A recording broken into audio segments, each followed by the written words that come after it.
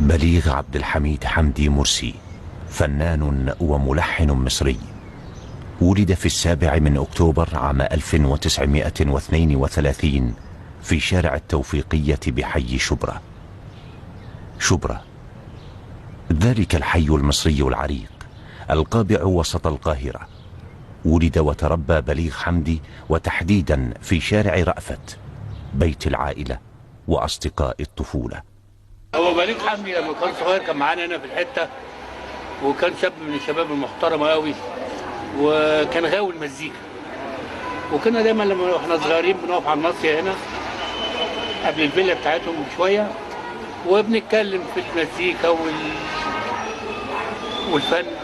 وكان لما بيسمع ام كلثوم وهو صغير كان بيتمنى ان هو يلحن ام كلثوم. احنا كنا بنضحك،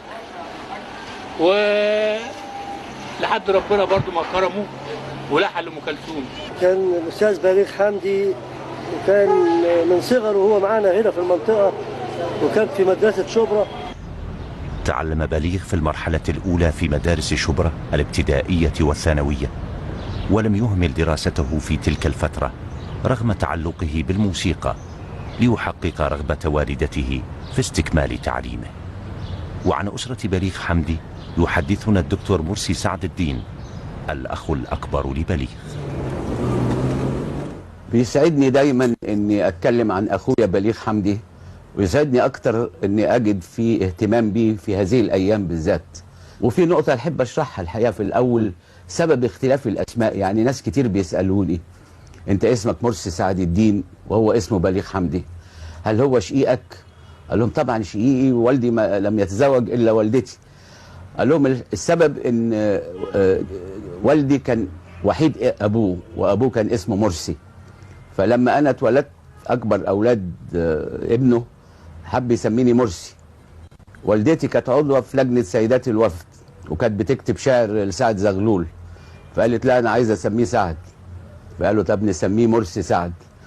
فليا خال متدين شويه قال لا سعد لوحدها كده لازم نحط الدين وراها، فبقى اسمي مركب اسمه مرسي سعد الدين. فانا اسمي الواقع مرسي سعد الدين عبد الحميد حمدي، وبليغ اسمه بليغ عبد الحميد حمدي. بليغ وهو صغير وعنده 7 سنين انا اذكر دايما واحنا صغيرين كانوا يسالونا، يقول لك يا حبيبي لما هتكبر عايز تعمل ايه؟ اللي يقول عايز اعمل دكتور، واللي يقول عايز اعمل مهندس. بليغ كان يقول انا عايز ابقى مزيكاتي، وكان ألدغ، وكان يقول مزيكاتي ألدغ زيل. والحد حتى وهو كبر كان يمكن ما حدش بيلاحظها، دخل كلية الحقوق واستمر فيها وهو بيدرس في معهد الموسيقى العربية لحد ما وصل لسنة ثالثة. وصل لسنة ثالثة وازاي ما يكملش. والحاجة الغريبة ان اتولد في نفس العمارة اللي اتولد فيها صلاح جاهين، وكانوا بيلعبوا هم عيال مع بعض على نفس البسطة. كان بيت في شبرا اسمه بيت الشركة، كان من أول بيت كبير كان يتبني في شبرا تقريبا. وبرضه صلاح جاهين دخل الحقوق ووصل لسنة ثالثة وما كملش، يعني صوت مصادفة غريبة يعني. المهم بليغ أنا قلت لوالدتي أنا أخليه ماله يتعلم الموسيقى. فبليغ دخل المعهد، وفي الوقت نفسه عمل حاجة برضه برغبته، درس. وقتها كان في مصر واحدة متخصصة أظن في البيانو كان اسمها مدام راكي، فبليغ راح ودرس على إيدها. ده اللي خلاه بعدين هو يكتب النوتة بتاعته. يمكن هو من الملحنين القليلين اللي بيكتب النوتة بتاعته. ففعلا